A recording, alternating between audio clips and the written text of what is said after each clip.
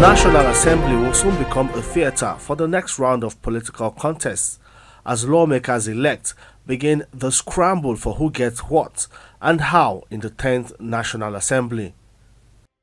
In the Senate, there are different names being bandied to be interested in the plum job of Senate President. Senator Barau Jibrin from Kano State has also thrown his hat in the ring. He just won an election to represent the Kano North Senatorial District for the third time. So I feel I've gotten the requisite experience, I've gotten the necessary background, the expertise in terms of legislation to lead the 10th Senate. So I'm ready, I'm good to go.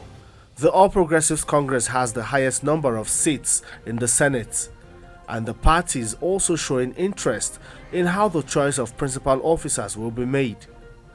But the recent meeting between the leadership of the party and elected lawmakers did not say if zoning will be a yardstick for selecting who becomes the president of the Senate. Legislature is immune to that kind of sentiment because it's somewhere that competence is the key requirement, is a key fundamental in its operation. So you need to be competent, and when you talk about the Senate presidency, such sentiment does not come into play. All right, it doesn't come into play. It's only someone who has the wherewithal in terms of knowledge that can be a Senate president. And as you speak, I am the most experienced. A motion of urgent public importance on the absence of some critical infrastructure at the Nnamdi Azikiwe International Airport opened Thursday's legislative business. The dysfunctionality of the escalators and lift operate as a major setback to free movement of air travelers and causes serious inconveniences. 3 bills on the use and legalization of cannabis, consolidated into one, took the better time of legislative hours. House spokesman Benjamin Kano leads the debate on the bill, aiming to decriminalize the use of cannabis for medicinal purposes. It also seeks to empower the NDLEA to issue licenses and regulate the use of the banned substance. This is the summary of this bill to amend the existing act to enable NDLEA have the sole power of approving or withdrawing licenses for cannabis meant for medicinal purposes. But the opposition that grates the bill stifles it. A research has not been conducted authoritatively in this country to satisfy that cannabis can cure cancer. No research in Nigeria has authenticated that. This bill is inherently contradictory. It speaks from both sides of the mouth. At the end of the day, which aspect of the bill are we passing?